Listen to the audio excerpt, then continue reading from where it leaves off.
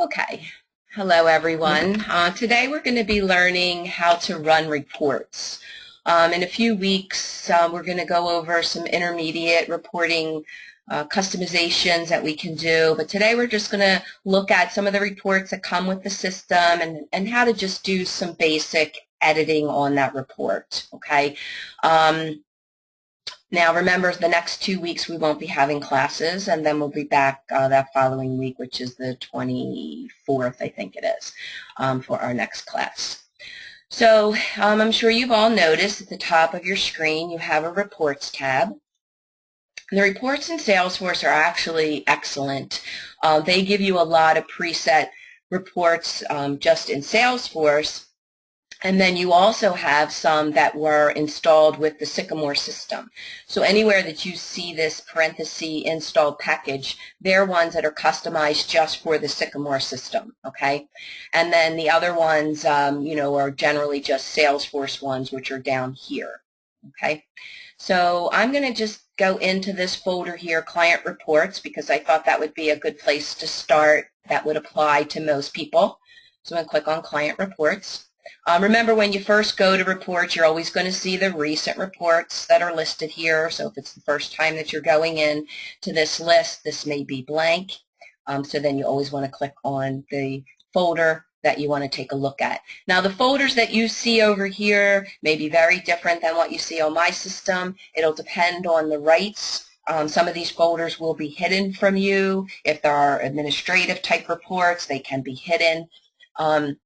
You also have this My Personal Custom folders.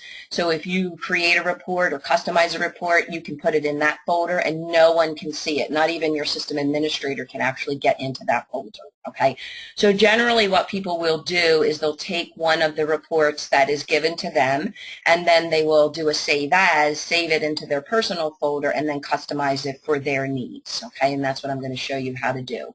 So when I'm in the client report folder, I'm going to get a list of different reports here, and they're really good. There's a client meeting analysis, client email list. There is past due appointment list. So lots of really good reports that are here. People don't even realize that are available. So I'm going to go into the, let me see which one actually I decided that I wanted to go into here. Okay, so prospects. So I'm going to go in here to prospect opportunities by interest. So just clicking on it runs the report. Okay, so it's going to run with all of the defaults. So the defaults is that it's summarized by the interest field. Okay, so this is all prospects, so they're person accounts that are coded as prospects that have an opportunity, which is the deal object. I don't know if you people are using the deal object, but there is a object that corresponds with Salesforce opportunities. The standard Salesforce has what's called opportunities, but the Sycamore system does not have that. So they have what are called deals. So this is prospects with deals by interest. So that's their level of interest. So it's summarized by the interest. So we can see here their interest is college fund. This one is growth. This one is retirement. Okay.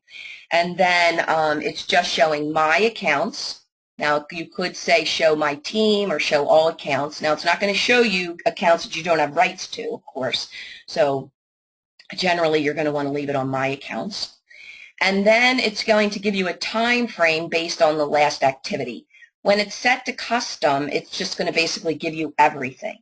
Okay, so the first thing you can do is narrow down the time frame. So when you go into custom, you can pick all of these preset time frames, or you can type in a time frame of your own. Okay, so right now this is showing me 8 records, and the last activity is this field here. So if I want to say I just want to see ones in the last month, then that should narrow it down to 2, because I can see I have 2, or I'm sorry, this month. I can see that I have 2 in this month. So if I come in here and I just pick a different criteria for the time frame and I say this month, and then I have to click run, then it reruns the report with that criteria, and I see my 2 prospects that are from this month. Okay, so that's one way that you can very easily change the criteria of a report. So I'm going to put that back to custom. And when you put it back to custom, you do have to remove the dates. And custom, you could put in any time frame that you want there. And then I'm going to click run. Okay. You can come into here and you can sort by any of these columns. Okay. It's still going to keep the grouping by interest, but then within the interest group, it'll do a sort. Okay. So that's very easy to do. I'm going to then click on Customize, which is going to take me into this report. And again, depends on your rights, whether you can come in and customize a report. So they generally will let you customize it, but they won't let you save it. You'll have to do a Save As. So when you click Save As, what it does is then pops up your report folder, and then it allows you to put in whatever it is that you want to call it. And then usually you'll put like your initials or something like that, or you don't have to. It'll be in your folder. And then you click Save. So now the changes that you make are not going to affect the original. So generally that's the way it'll be set up with your rights. It won't let you customize the original one. Okay? So some of the things that you can do when you're in Customize is you can change the columns that are available. So you could remove a column. So let's say we don't want to see the weighted revenue. So I just go to that column, hit the drop down, and say Remove Column. Okay, maybe I don't want to see the expected close date. I just click the drop down and say Remove Column. If I want to add a column, let's say I want to see what state these people are from. Okay, I can come over here. On the left are all of my available columns. These are all fields that are available. And the easiest thing to do is to click up here, type in part of the field name that you're looking for. Now you have to kind of know your fields. Look at all the states that we've received. So we want client state is the one that we want. So I'm going to grab it and I'm going to drag it over onto my report. And then I'm going to just drop it. You have to kind of see the green checkbox there, and then it drops it into place. Then I can click Save and Run, and now I can see the state that these people are from.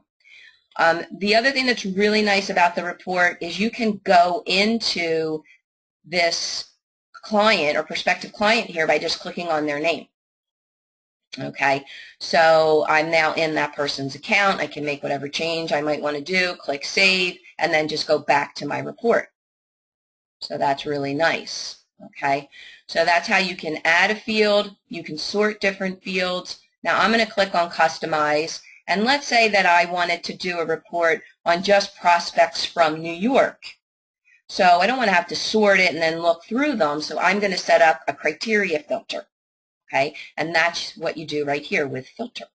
So I'm going to click Add a Filter, and then I get this here, and I'm going to type in state, and we know it's client state equals, and I'm going to put in New York, and then click OK.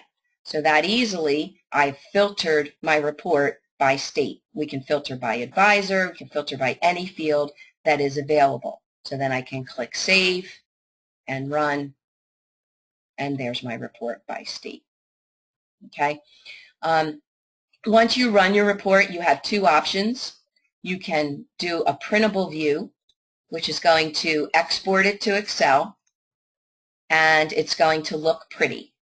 Okay, but it cannot be edited in that view. So it's just a report that will look pretty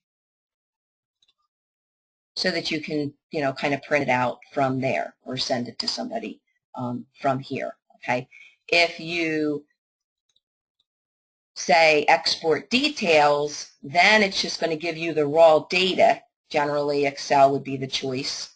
You click export. It's going to download it. I generally will have to go to Excel. I don't know why this happens, and it says that it wants to, it's in a different version, and I have to say yes. And then I get the raw data. So then I can edit it, manipulate it, and do whatever it is that I want to do with it at that point. So there are your two options once you run the report. When you come back to the Salesforce, you do have to click Done to bring you back to your reports. And I click on my reports, and now that report will be at the top of my recent list. And basically, that's your basics for running reports. As I mentioned, in weeks to come, we'll go over some little bit more advanced type features for running reports.